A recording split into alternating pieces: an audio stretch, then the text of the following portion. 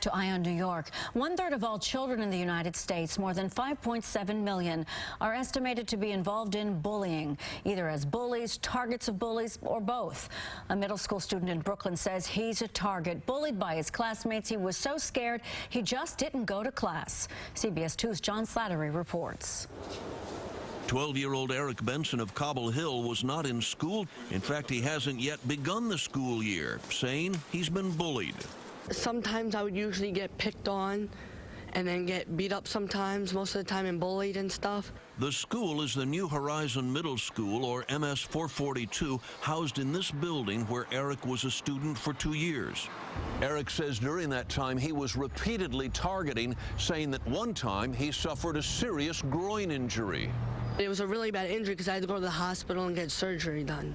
Eric, who suffers from attention deficit hyperactivity disorder, hasn't started school this semester. He's been at home, running errands for his family, watching TV, and helping assist his disabled older brother rather than go to school. He's being abused. I want him out of there.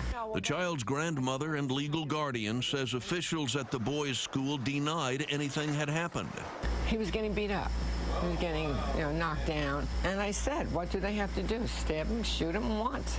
The Department of Education said the student's family asked for a safety transfer last week, and the school had no evidence that there were incidents of bullying. But after inquiries from the media and a letter from the boy's doctor saying the school setting was detrimental, he's being transferred to MS 51 in Park Slope. Sometimes I'll be thinking going to another school would be good. I can make new friends, maybe start over. That's just what he'll do after missing nearly 2 months of school. In Brooklyn, John Slattery, CBS 2 News. A spokeswoman for the New Horizon Middle School says it has a zero-tolerance policy towards bullying and follows the chancellor's discipline code completely. Ronnie Benson is the co-author of the Bullyfrog book series aimed at preventing youth violence, and she joins us this morning. Welcome. Those look like cheerful books talking about some difficult subjects that just range in all ages. Ronnie, good morning. Good morning, and thank you for having me. Coming on the back of that story, it kills me because these programs should be started in elementary school and preschool. And this young man, middle school, he's bullied, whatever the rest of the story is, he's the victim, and he's the one who has to change schools. The bully, or the bullies are still in school. The bullies on the bus are still riding the bus, and it's very, very important to have early intervention programs and talk about empathy, about communication, about the biggest effective approach to bullying prevention programs in schools is empowering the silent majority of kids who see what is going on and do nothing. Clearly, that young man couldn't deal with it himself and shouldn't have had the responsibility to deal with it himself. In your books and also in the work that you do, you have some really important things that you stress. You just begun to talk about them. Encourage your child to speak to you. Listen more, lecture less, because you really want them to feel comfortable to speak with you. Without passing judgment on a child. And the other statistic is 160,000 children missing school each day in this country. Most of them do not tell their mom or dad. They say they have a headache or stomach ache. And the child, too, sometimes worried about, am I tattling on somebody, I'm going to get in trouble. So you also stress, understand the difference between tattling and telling. And this will be a generational and cultural change. This is a very big thing that we want to start in the lowest grades, because they all know as they get older, snitch and rat, and they have music, songs with lyrics about stitches for snitches.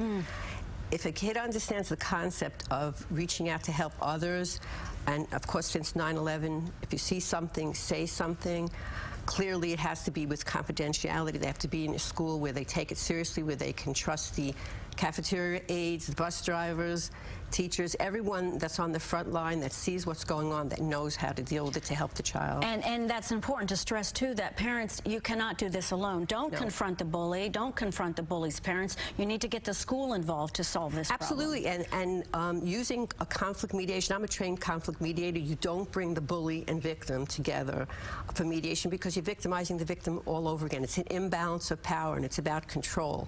And it has to be handled properly. It has to be handled by the school and not confronting the parent of the child who you think is bullying your child. It's a very, very serious topic, and it's really life and death. And this is also now overtaken the internet and the meanness of kids. Cyberbullying. Cyberbullying is the meanness of kids. We say, and in our book we have frog characters. The kids like the characters. They represent real children. But the main character, who's the bully frog, we don't think any child is born a bully, with some exceptions. He's just a very, very large tadpole. And the others first ignore him. His name is Billy Frog. They make fun of him by calling him Bully Frog. So he just goes with it. There are reasons why children come to school and bully. Very often there's something going on in the home.